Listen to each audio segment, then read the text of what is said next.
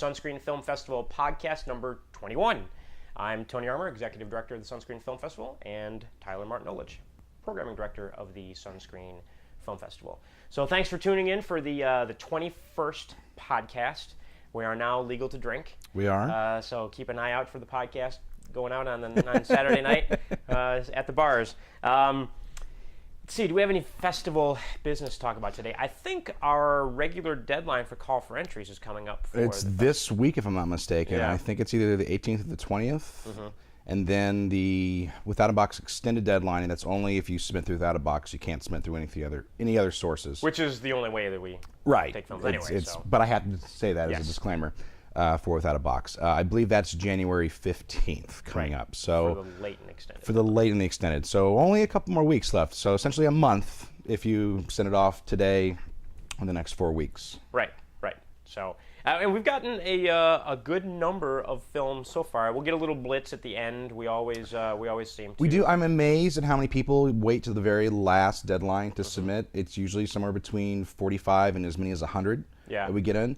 But you're paying a premium to submit. So you don't have to receive the DVDs before the regular deadline. It just has to be postmarked before the regular deadline. Yeah. As long as you submit in Without a Box before the deadline, it won't charge you after that. And it's a significant increase. I think it goes up from like $30 to $45. So it's like $15, and that's depends on the category. That's for short categories. And I think the features go up to almost like $65. So if you have your film ready and you've just been waiting around sitting on it, send it this week, or at least submit through Without a Box, and you can wait to send it when you get a chance after the holidays. And don't forget about the screenplay competition. This is our second year with the screenplay competition, and the prize is a actual sit down and meet and greet for the winning writers with Josh Adler and Mike Goldberg, who are two managers, literary managers. I don't know, my brain was blanking. The two literary managers in LA that represent writers that are on Showtime's Homeland and other TV series and feature films. So these guys, really well-established guys, been in the business for a while, and they're good. And so to have an opportunity to sit down and chat with them about your screenplay and have them actually read your screenplay, so get that access. That's the hardest thing to get as a writer, is access to somebody who has the power to do something with your screenplay. So obviously that's the carrot at the end of the stick. Yes. But even if you aren't one of the two winners at the end of the day, I think everyone who went the extra mile and went for the coverage package last year had a phenomenal experience just going through that process, and ultimately when they got their coverage back and they were able to read, everyone was like, oh, this is really on point, and they were talking directly to issues in the script that if they changed it, it would make it just a little bit better and a little bit more marketable. Absolutely. So there are two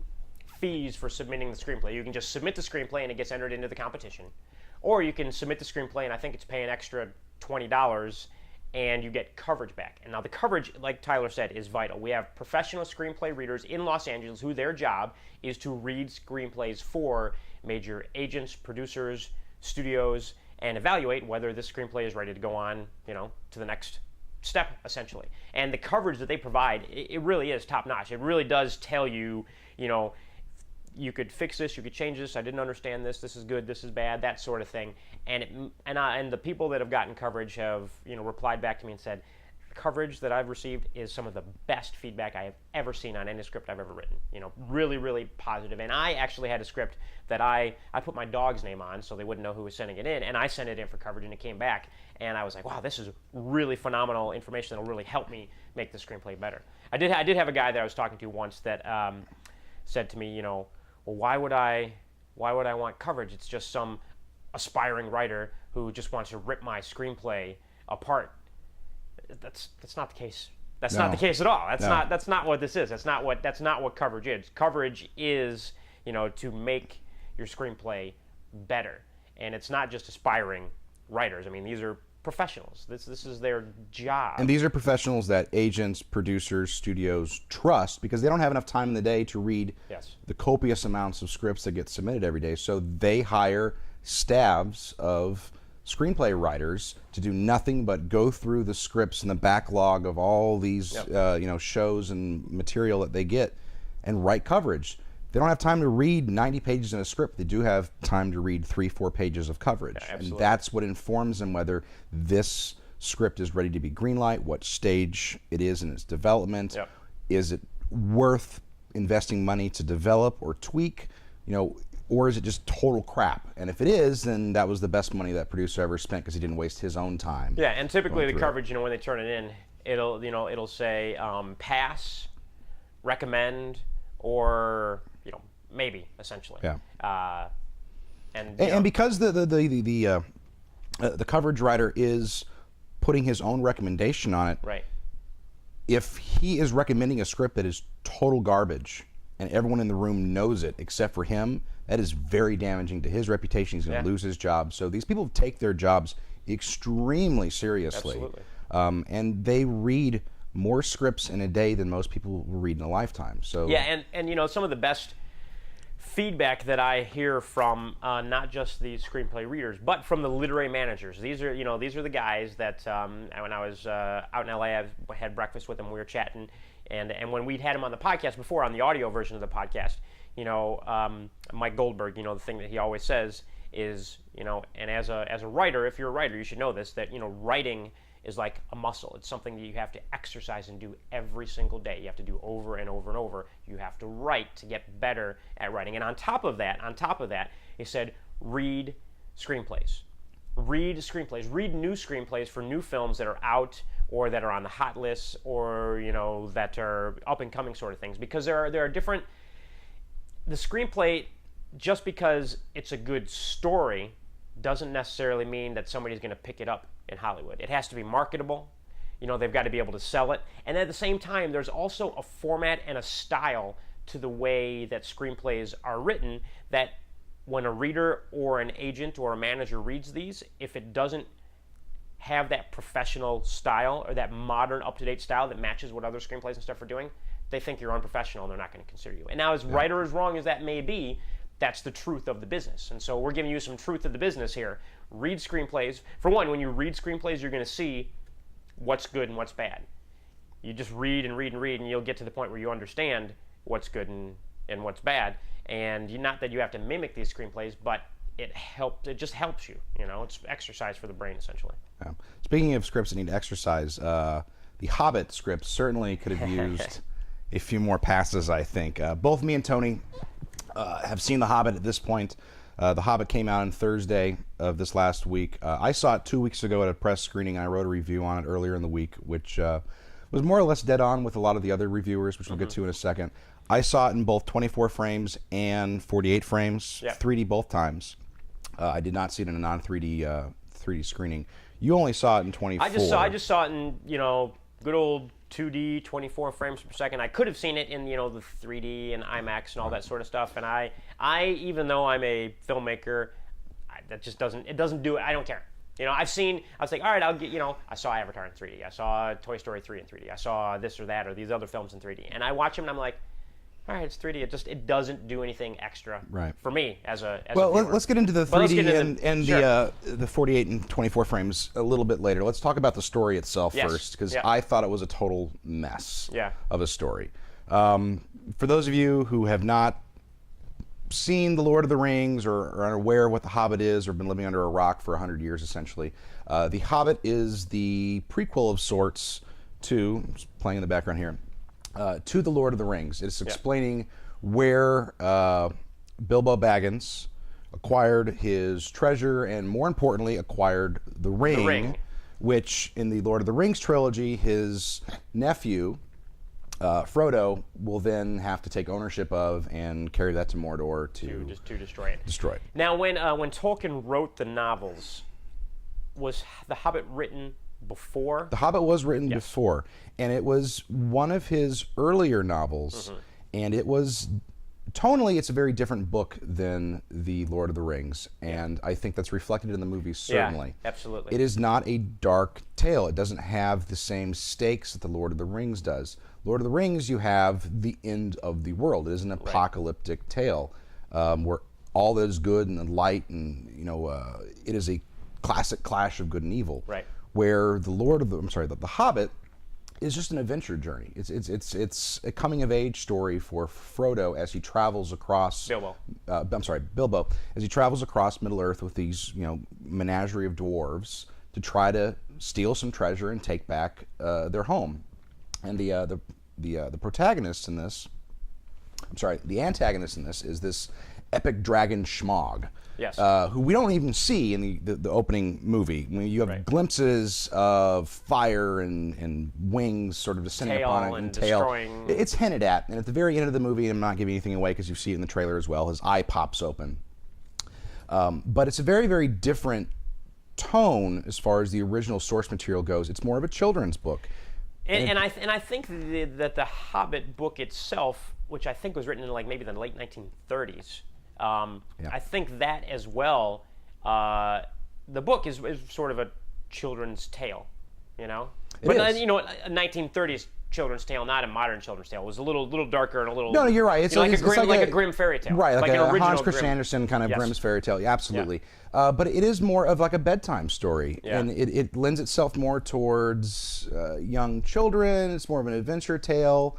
And it's significantly shorter of a book. It runs just under 300 pages, whereas Lord of the Rings is an epic three-book journey.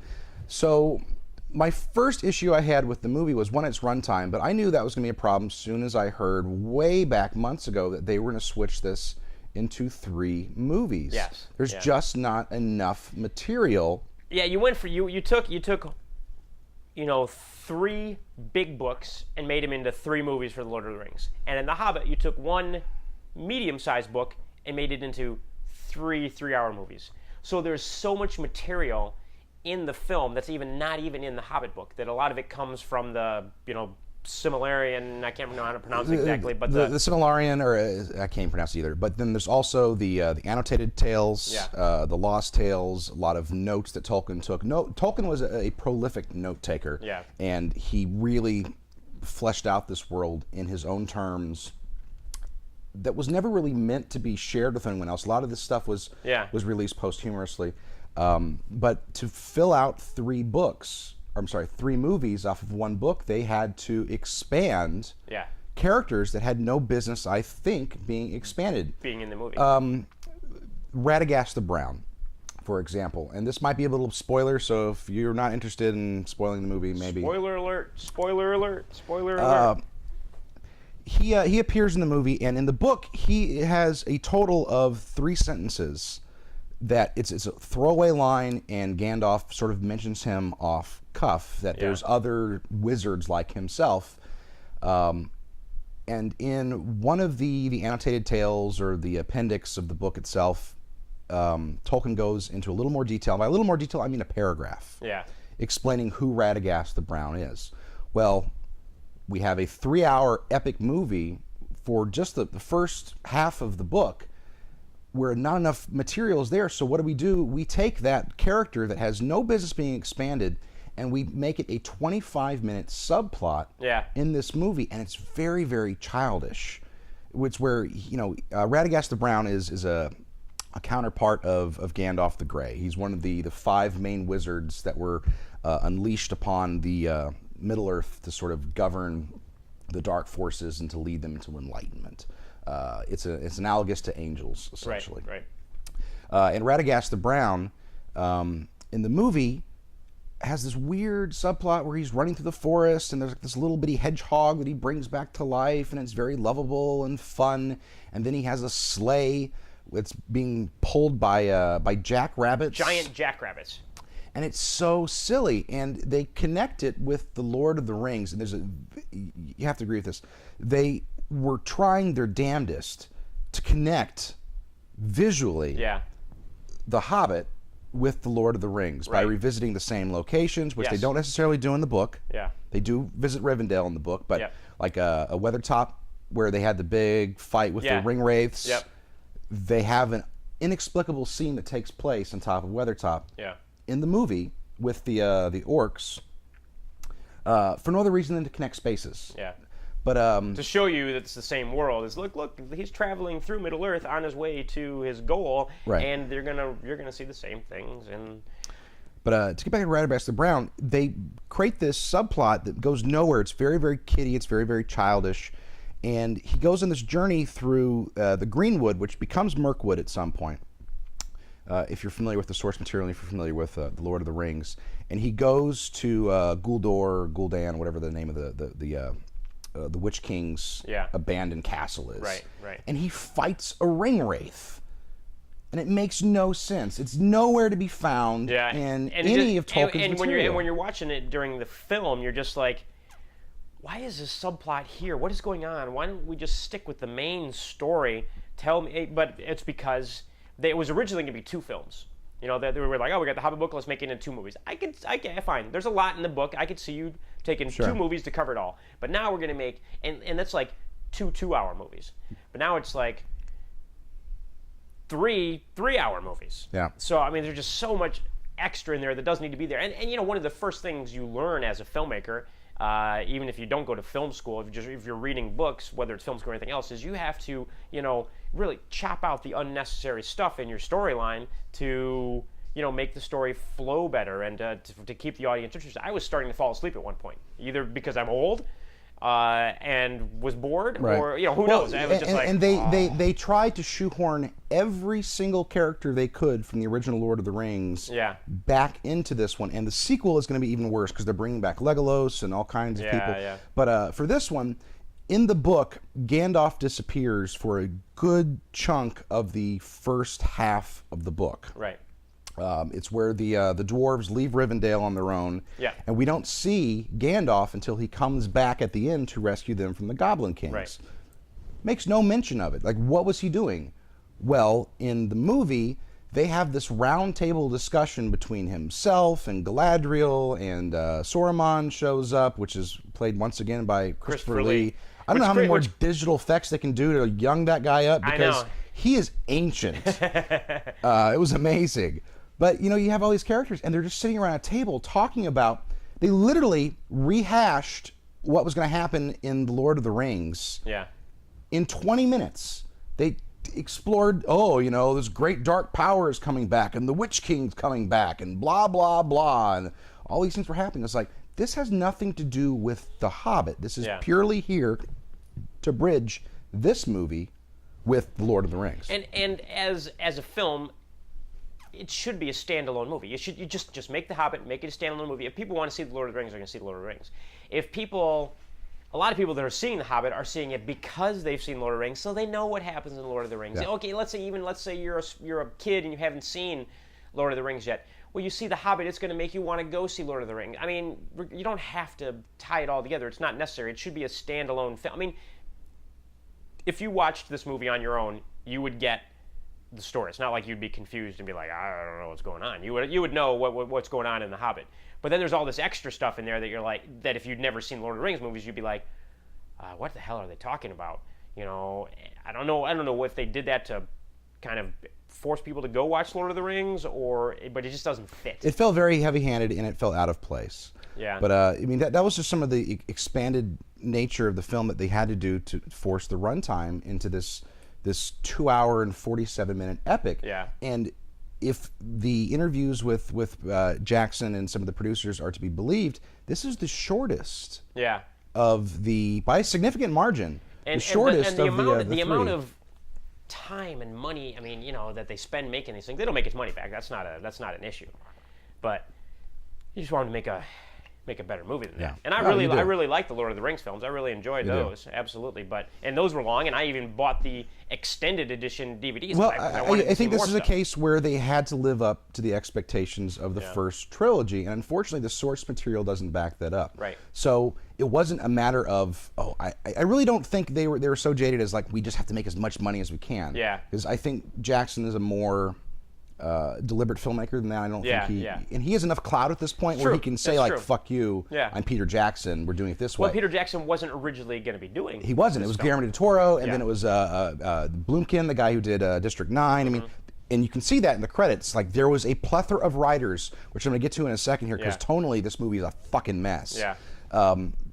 But he had to have enough clout at this point where he could have told these people no. I think it was his own onus on himself saying, I have to live up to the epic nature of the Lord of the Rings. Right. This can't be a 2-hour movie. And he is so absorbed into the world of the Lord of the Rings and the Hobbit. I mean, this guy is, nobody outside of Tolkien probably knows as much about this world as he does. You had to, just to be able to pull in these side stories that are coming in. I mean, they had to do massive amounts of research just to expand these characters. And to be fair, like Radagast the Brown, he was pretty faithfully portrayed for that one paragraph that Tolkien wrote about him.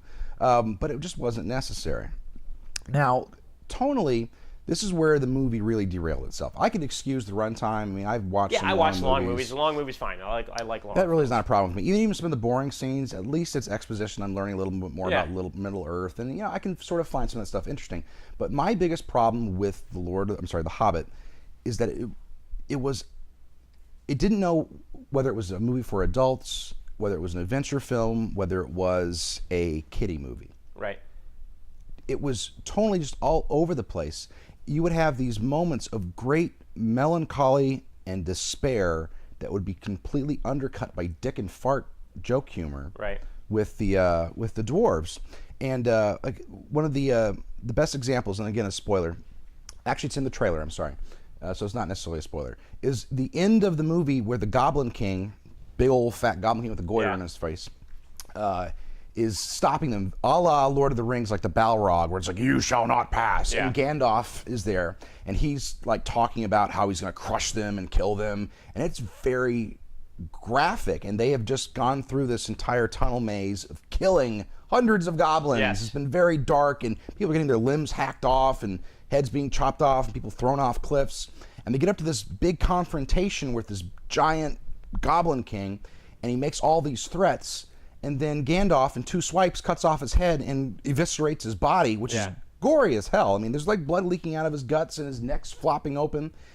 And he cracks a joke. It's like, I guess that'll do, pig. And he falls over, and then they all fall, and then the fucking Goblin King lands on top of them, and they start cracking jokes about his weight. Yeah. And it was just like, this totally undercuts the seriousness of the situation. It doesn't fit. And there's one of our favorite writers is Matthew Stover, who we've had on the podcast, and one of the things that he always likes to say is, don't forget to bring the funny. Yeah. But there's a way and a method of incorporating humor into a serious film so that you're not constantly beating the audience over the head. But this isn't it.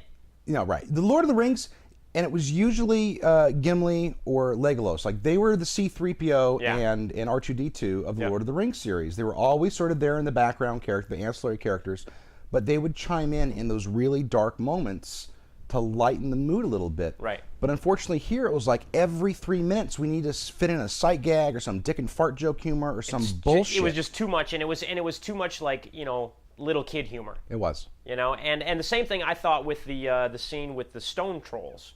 The stone trolls, this is supposed to be a serious kind of thing. These are deadly creatures that are hard to defeat, and our heroes are, fighting for their lives, and they're tied up, and the whole time, the stone trolls are arguing about how to cook the guy, and it doesn't come across as serious at all. And no, you don't get the sense that there's any of danger. No, there's no danger. There's no stakes in this. It's just like, this is just silliness. Right. And I think part of the problem too is that they didn't know how to handle the menagerie of the cast, and that's the biggest problem with The Hobbit. Unlike the Lord of the Rings, Lord of the Rings had a big cast. Yeah. But as we go further into the trilogy, they split off into 2 groups, which helps for storytelling purposes. Right.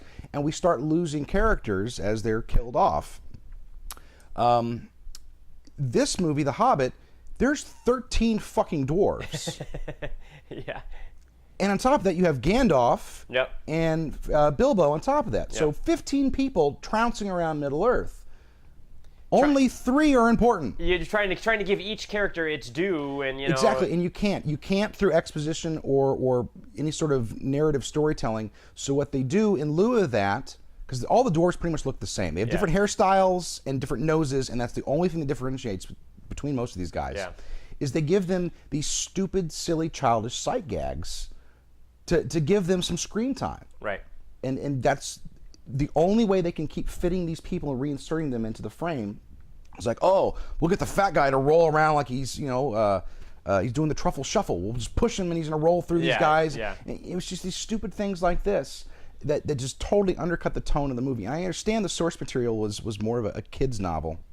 A young adult novel. And I think you could do that. You could pull that off here, but there's a way to be able to have a serious. You see it in films all the time. It's a serious scene with a line or something simple that's humorous that just slightly lightens the mood for the audience, but at the same time maintaining the stakes so that you know that this is something that's dangerous. Yeah. There's no sense of anticipation about danger when you're watching film. You're just sort of staring at it. And even, I'm going to talk a little bit about the action scenes.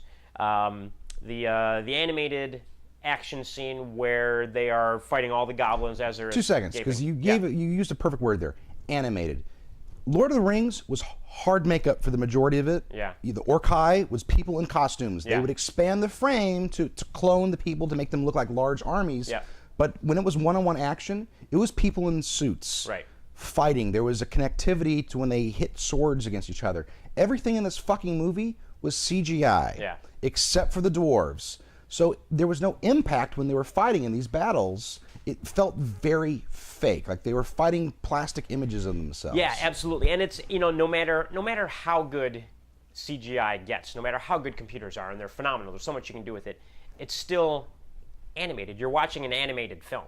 It really is what it is. You're watching an animated film mixed in with a little bit of live action. And if you've been watching any of the behind the scenes stuff I've got running in the background here, if you're watching the video podcast, not listening to us on audio, you'll see the massive amounts of green screen that are here that they're using. And it's just like you said, like when he is when Thorin and the white orc king that he cut his arm off, it's animated, and it's animated, and you're just watching it, and there's no sense of danger or real substance to it, because you're just looking. I know when I'm watching it, it's just an animated character. Yeah, it does. It doesn't feel. It feels hollow. It does. Yeah, you don't get that same. And that there are a lot of other films you could say the same thing with, because I'm just watching a couple of animated characters, do whatever they're doing. And that's the major downside to CGI, and why to me that. Even though I love big tentpole films and sci-fi films and action films and things like that, why the whole 3D and everything else, it just doesn't do anything extra for me, because I'm looking at it saying, even though, I can watch an animated film, and I love watching animated films, and I get more of a sense in a good animated film of a sense of danger for the characters than watching something like this. Well, and the biggest problem for me is that the dwarves, I couldn't connect any of them. Yeah. So that hurt. Tonally, it was all over the place. The runtime was horrible. So what did I like about the movie, if anything? And it was really the characters that I had known from the Lord of the Rings. So like when Lord Elrond shows up, which is played by what's his name? Hugo Weaving. He just felt like it was so natural. It was like I haven't left this character before. Gandalf, played by Ian McKellen. Yeah. Phenomenal. Like he lives that character. He just steps into it. He's so natural. He felt like this was just an extension of that world. Martin Freeman as Bilbo was very serviceable. I thought he was great. I thought he was good. Absolutely. The problem is that he's competing with screen time with all these other dwarves, and I think he gets overshadowed for the majority of the movie until he separates himself off during the goblin scene, and he ends up in the cave, as everyone I'm sure seen from the trailer, and if you've read the book, you obviously know. He ends up with Gollum. And if you've seen the animated Hobbit film. It's true to is good. It's really good, and the scene is I thought that scene was really good. It was phenomenal. Yeah, it was phenomenal. Very good. And that was one of the few examples of the CGI actually working. Yeah. Obviously, Andy Serkis is playing Gollum, and he's again. phenomenal. Yeah. I mean, there's just motions. It's there. That technology is there. The rest is not. Sure. But that scene sold the movie for me. That I really enjoyed. But the one standout that I have to say was Richard Armitage as Thorin. I thought he was phenomenal. He plays the leader of the dwarves, the king of the dwarves, and going from the source material, he's played tremendously younger in this than because in the book Thorin is at the end of his life, and he is looking back and he's like, I have nothing to show for everything I've done. All these many hundreds of years I've lived, I have to do this before I die. Right. This he's played as almost like an impetuous young teen, where his grandfather's been killed, his father's been driven insane, and now he has to go back and claim this land for his people. Yeah, so, I thought he was good. I thought he was really good, and he plays. And you know, the great thing about his character is he plays this brooding, dark, very, very serious guy. And all of the other dwarves are sort of comedy relief because you know they're all having a good time in this. And then when he shows up, they're like, "Ooh, Thorin's here." Right. You know? But you know, he is the rock, stony person. And you see that in the book as well. But at the same layer, because they're taking some of the expanded material, some of the annotated material. Like why he's called Oakenshield. Yeah. Thorin And I thought that was good. I liked that. You don't get that from the Hobbit. No, that's only found in the annotated notes. But you know what?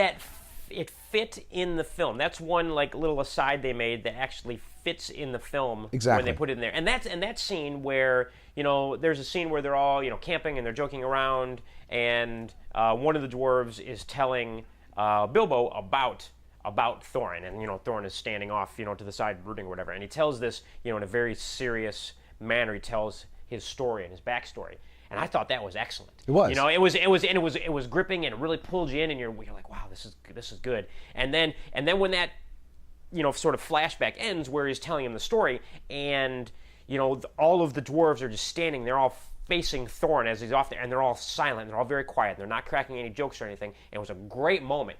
A really good moment, and that stood out to me, and I was like, oh wow, that's and there was some emotion there. And it's so powerful. You felt the emotion in that sort of scene. You scene. understood why he was so hard, because he had to be hard on himself to lead his people, but also colored him and showed that he was doing this not for himself. This wasn't a glory power play. He was doing this because he felt responsible for an entire nation, entire people, entire race to continue on. And it really gave him a humanity and a warmth that you just cannot find anywhere in the book. Or in any other iteration of the Hobbit. And there's been many over the years, whether it's, BBC's made some versions of the Hobbit, the cartoons Rankin and Baskey did in the 70s. They've always played him as this sort of stone cold old man. And this one really took me by surprise, the direction that Jackson took. I thought it was a wonderful choice. I thought it was really good, and we talked about all of the sort of the comedy relief with all the other dwarves and everything, and you had some really good actors in Ian McKellen for Gandalf, and for the Thorin character and everything like that, and for for Bilbo, but it's still you're still missing what's his name that plays Aragorn.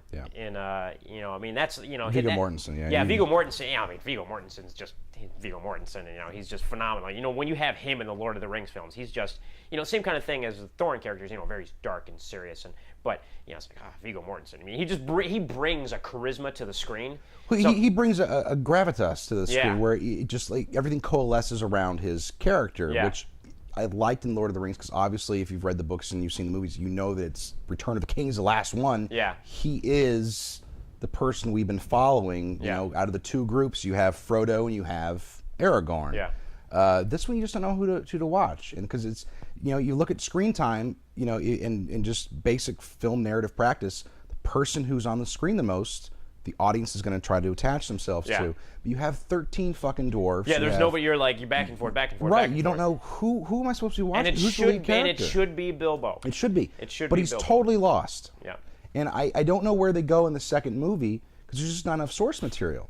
So where do they go? And I'm going to tell you, looking at what they set up with Mirkwood, it's going to be some kind of expanded universe bullshit where it's going to be Gandalf and Radagast the Brown and Legolas and who knows else they're going to steal to go off to Mirkwood to fight the fucking Witch King and a bunch of spiders. I think that's where they're going to go with this. And then the third one ultimately has to be the War of the Five Armies. After they defeat Smaug. Like, Smaug is ultimately not the final bad guy. The final bad guy. It's the dwarves, the elves, the humans, the orcs, and then the eagles. Everybody fighting for the Lonely Mountain and the treasure that's underneath, essentially.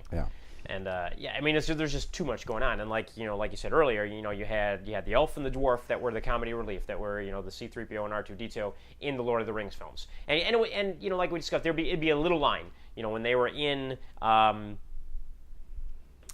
mines of Moria. And they're getting ready, they're jumping, and Gimli's too small, and they're going to throw the dwarf, and he just makes a dwarf not the beard, you know. A dwarf tossing joke, and it's just a touch, it's just a light joke, and then you move on, but it's not a fat guy rolling around, right? Or look like Helm's Deep, which is an incredibly dark moment in the movie. I mean, people are being slaughtered left and right. You have the one of the elves who gets killed, who we've sort of attached ourselves as, but they have these little lighthearted moments that just sort of rise the action a little bit and rise our hopes up a little bit. But it doesn't undercut the tone of the scene. It doesn't destroy the gravitas, the gravity of the scene.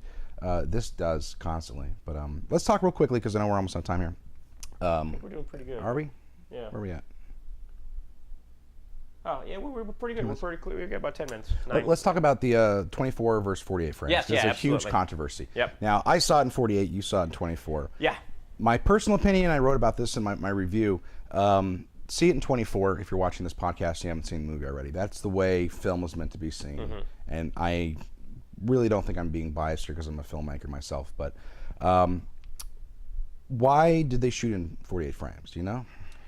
Because they could. Because he wanted to try something different. It's not necessarily because it could. It is literally a mistake to try to fix a mistake. Yeah. That's the issue. And the issue is 3D, because there's more of this push to show movies in 3D.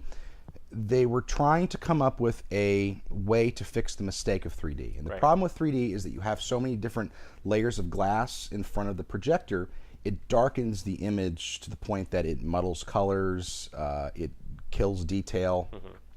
And it's shooting but also projecting it back at 24 frames. There's not enough light getting through to mitigate all the layers of glass in between the projector and the ultimate screen you're projecting on.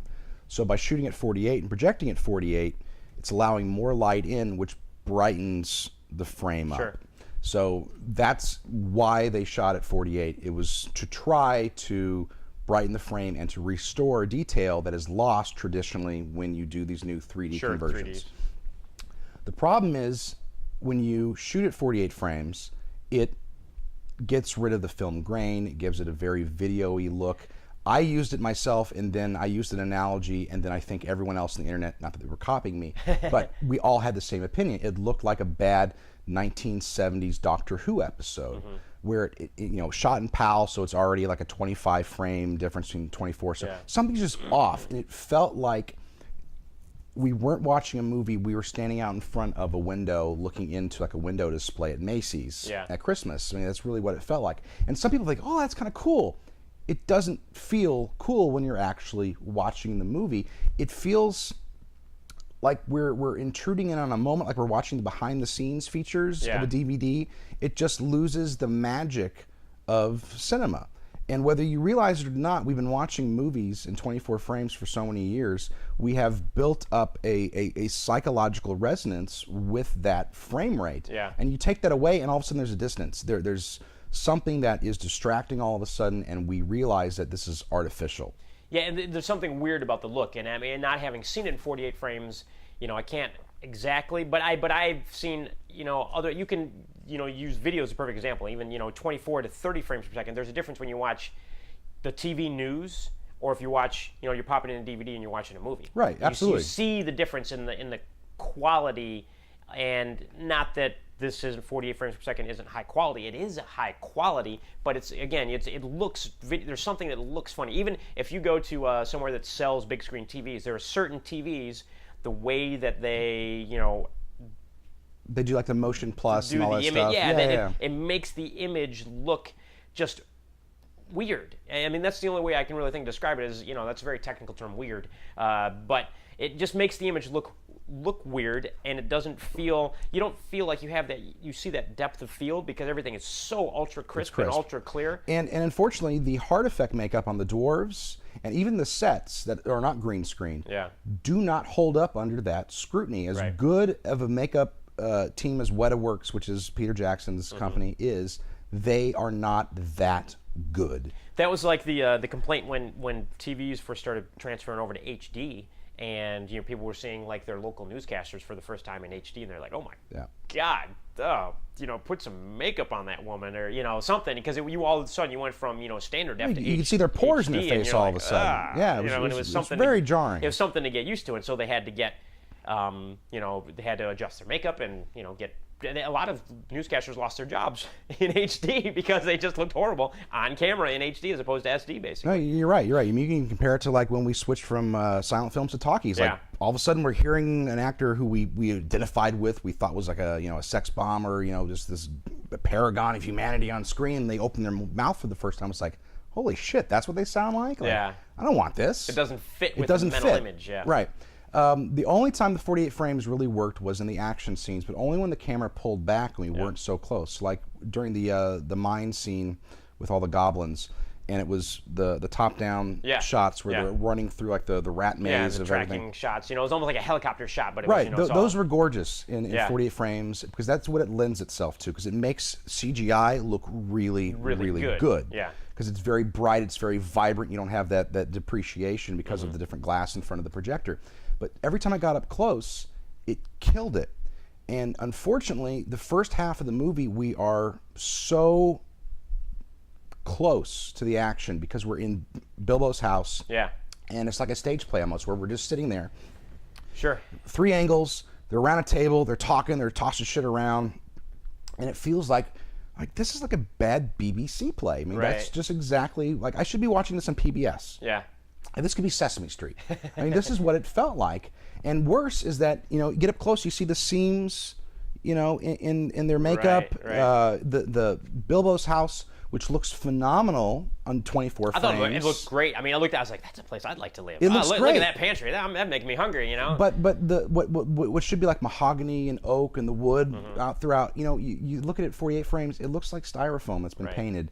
And it just has a very fake quality to it. Sure. You see that it's a prop, that it doesn't have actual weight to it. Right.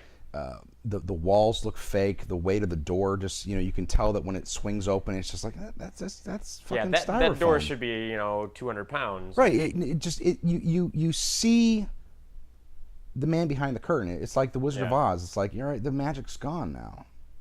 So it really hurt the movie. Unfortunately, I saw it at 48 frames first before I saw it at 24, and went back to see it. And but that still doesn't change all of the tonal issues. No, it doesn't. It doesn't at all. And anything else. It doesn't at all. But if I did appreciate the movie more at 24 frames, because it did have that sort of majesty to it, like the Lord of the Rings did. Right. Whereas the 48 frames, it was such a distraction that I was looking for issues. It's like, this sucks. It's a bad play. You know what? Their tone is terrible. Yeah. And the dwarves, they're silly. So it gave me a reason to pay more attention than to be swept up in it. Yeah. Because I was distanced. There wasn't that what do I want to say? It didn't suspension of disbelief. Yes, it didn't draw you into the world where you're just like, you forget to look at the camera angles and you forget to look at how it's being shot and the props. You just enjoy the story. Right. I was totally aware that I was watching a movie. I mean, the artifice was just there in my face. It was glaring. I hated it.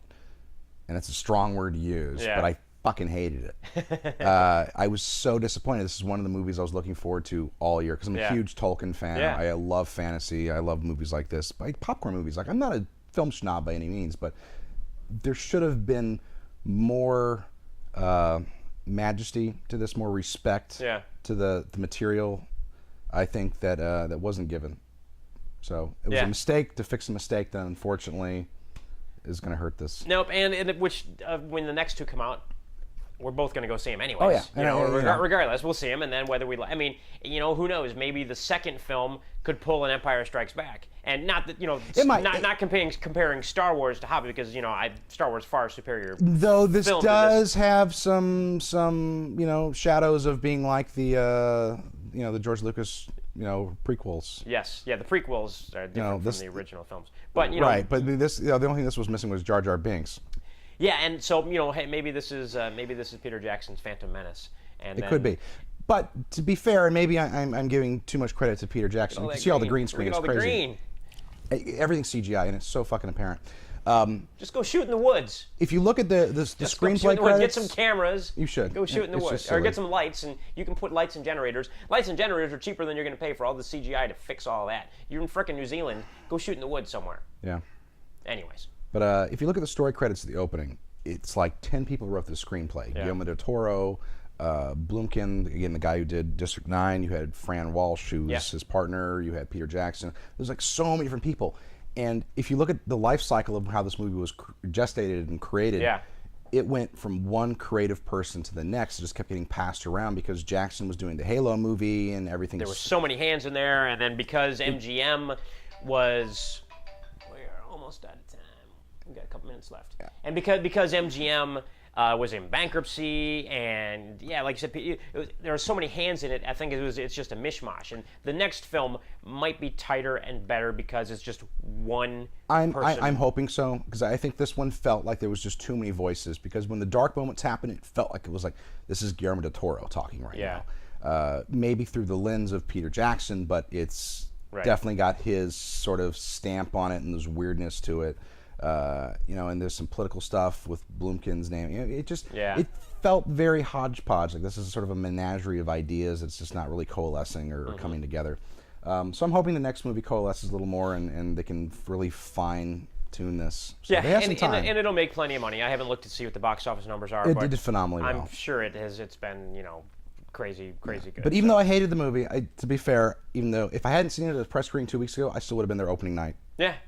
Midnight showing. Yeah, absolutely. I would have fell asleep. I started to fall asleep at 9 o'clock showing, so let alone a midnight showing, it would have been tough. Put me down for the count. But so regardless, go see the movie anyways. Even if, whether we like it or not, go watch it. See it in 24, and if you want to go back for an experiment, see it in 48. But 24 is the way to see it, I believe. Yeah. And 3D, I don't think it added anything to the movie necessarily. Yeah, and again, that's my personal opinion. I just don't watch stuff in 3D because I've given 3D a chance on several films, and I'd be like, okay, that was 3D. Yeah, there's some stuff floating in the air in my face. Great. Yeah. Okay. But I mean, this is a talkie movie, and the first 60 minutes of the film were in Bilbo's house with them around a table talking. Right. There's no reason to see it in 3D. Yeah. And once they start traveling and journeying, they get to Rivendell. It's really not until the last maybe 25, 30 minutes of the movie where they have any sort of depth effects that really lend itself to 3D.